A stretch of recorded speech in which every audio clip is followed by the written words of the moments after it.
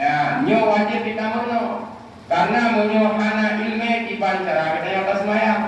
Ya, kiban cara kita yang puasa, kiban cara kita yang sakut, kiban cara kita ibadah yang betul. Nyo menyo kita nyo hana ilme kita, maka han diterima ibadah kita nyo.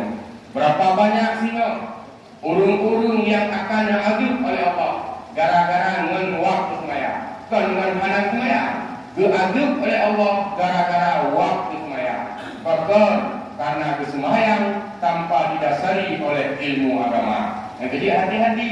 Ladung nak urung limongkok hotel di agama. Limongkok hotel agama.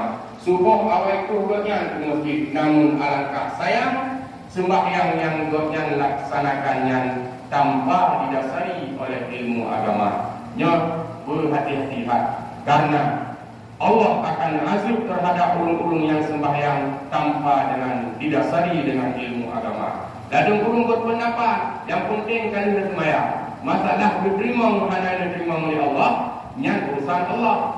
Kemudian betul memang sembahyang kita yang urusan Allah yang terima hanya terima. Tetapi solat yang didasari oleh ilmu agama, munyo kana ilmu agama, yang baru jut le kita tak pernah lagi yang tak pernah Allah. Masalah tak urusan Allah.